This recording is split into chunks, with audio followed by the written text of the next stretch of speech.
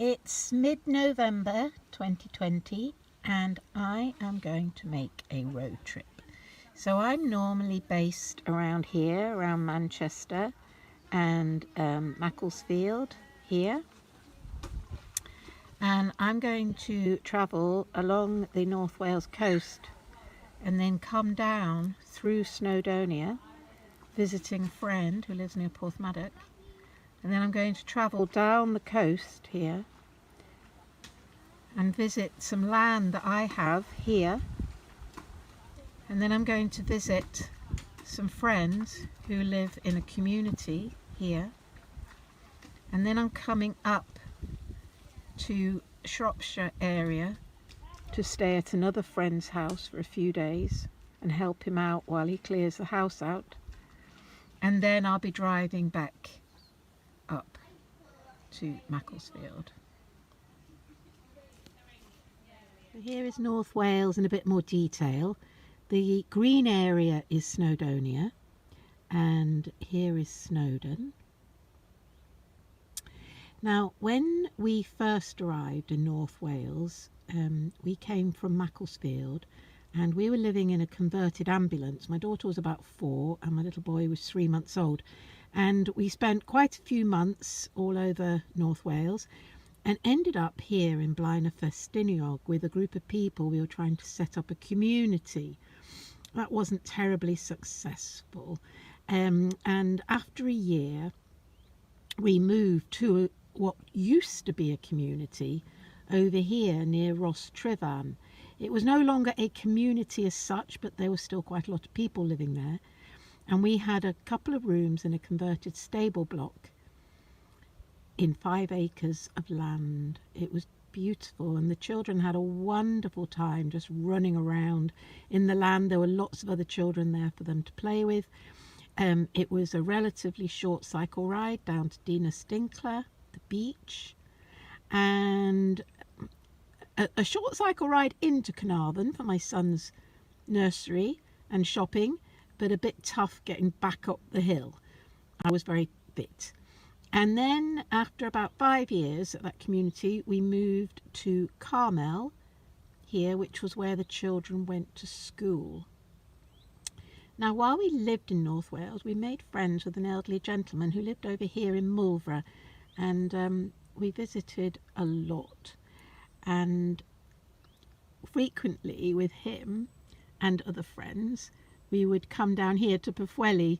They had a Butlins that you could go in for £5 for the day and use all the rides and the cable car and the beach and everything. It was a really, really fab trip out. I have walked around the coastal path around Anglesey. It's about 100 miles. It takes about 10 days. And Anglesey is known as the home of the Druids because it's full of stone circles and burial chambers. It's a very interesting place to visit. My first stop is going to be at Nant Quinante, which is here.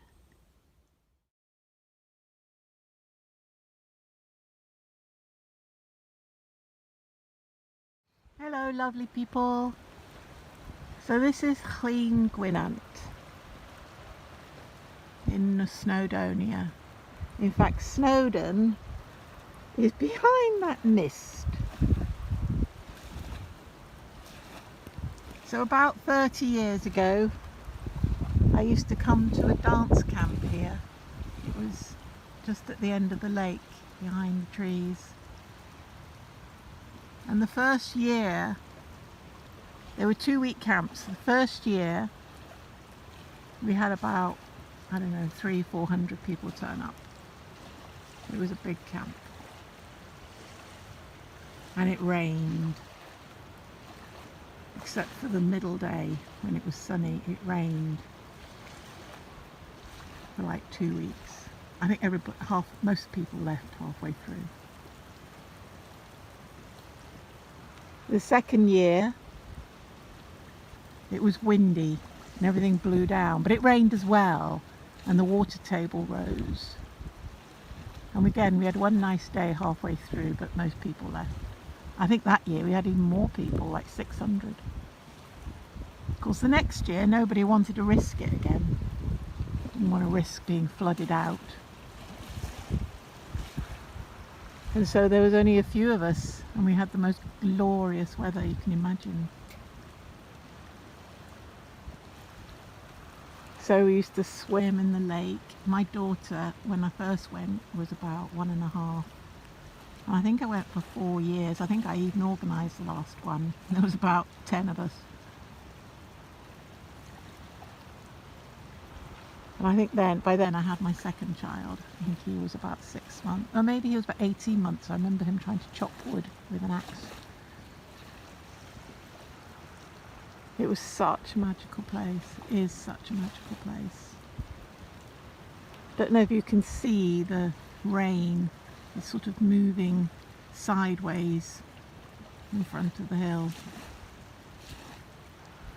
When I set off yesterday from Cheshire, it was quite nice weather. When I arrived last night at my little camping spot up the road, it was dry. It was cloudy, but it was dry. I woke up this morning and absolutely tipping down rain, and I've been waiting for over 3 hours for it to stop, forgetting that in Snowdonia it can literally rain for days. But there's something about Snowdonia, even in the rain and the mist. It's almost like it's meant to be in the rain and the mist.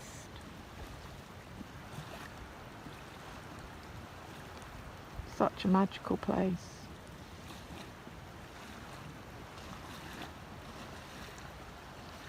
So I'm actually sitting in my van recording this so that my phone doesn't get too wet, although it is getting wet looking out of the window. So, first step of my journey. Talk to you again soon. Bye. Little spot to stop and make my breakfast. I said to the universe, I need somewhere with a bit of shelter. I was provided with this tree and a little lay-by. So just got my breakfast on the go. You have to excuse the mess in my van. There we go, hot water on the go. Muesli on the go, just waiting for some hot water. And a beautiful rocky mount. Okay, phone getting wet. Talk to you later. Back inside my van now. Got my breakfast. Got my tea. Oops, can you see it? There we go. And a flask of hot tea. More hot tea as well. And just in time before the rain came back heavy again.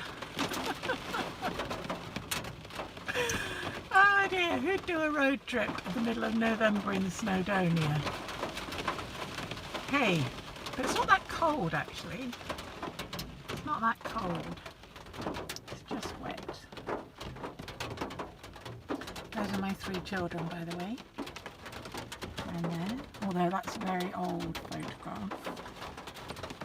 Well, they're both quite old photographs. Yep, so going to enjoy my breakfast now. Talk to you later.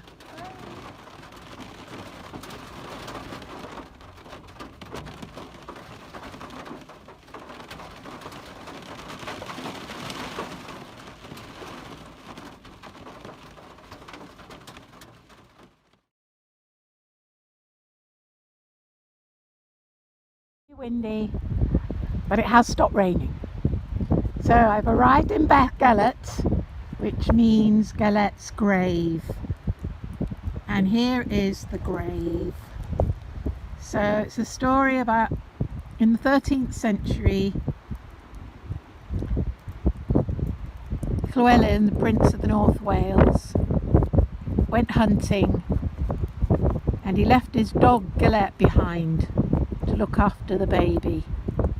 And when he came back, the dog was covered in blood, and the baby's cot was upturned, and he thought the dog had killed the baby, and so he killed the dog. And then he heard the baby cry. He was hidden underneath the cradle, and the wolf a dead wolf, huge wolf, was lying nearby, and the dog had actually saved the baby and killed the wolf. And apparently the prince never smiled again. Buried the dog here, and the town is now called Galette, the place of Galette. So I'll just give you a little sweep round. You see there's been a lot of rain, a lot of flooding, and the little town is sort of nestled in the mountains.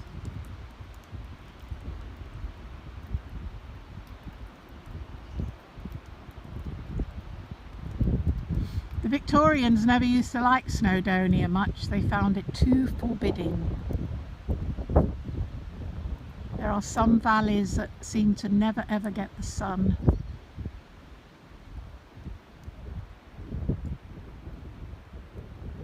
It has quite a gothic sort of feel to me.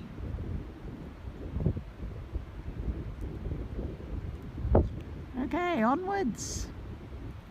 See how much rain there's been. The river is completely swollen. Not quite flooding.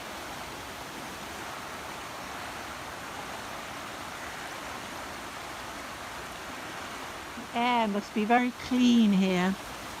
Look at the lichens on this tree.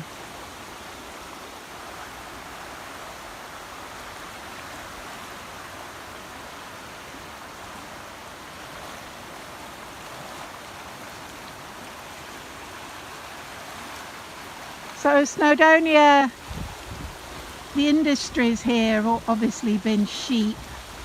As you can see, even the town has sheep in it. But it's also a slate mining area. There's a lot of slate mining towns around here. A lot of old slate mines. There's also a copper mine near here. Some of the towns are actually quite depressed because of the closure of all the slate mines.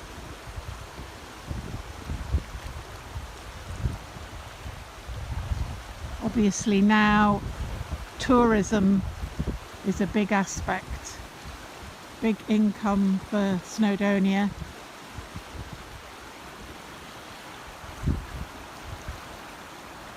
They must have been hit quite hard with the lockdown, and the Welsh lockdowns have been quite tough.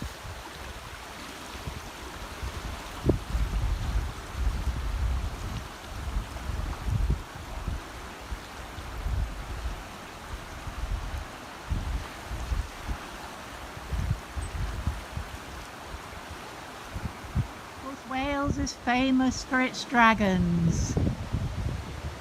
It's red dragons that live in the hills. And the eagles. In fact, Snowdon, the Welsh name is Eryri, which means the place of the eagles. Golden eagles, that is.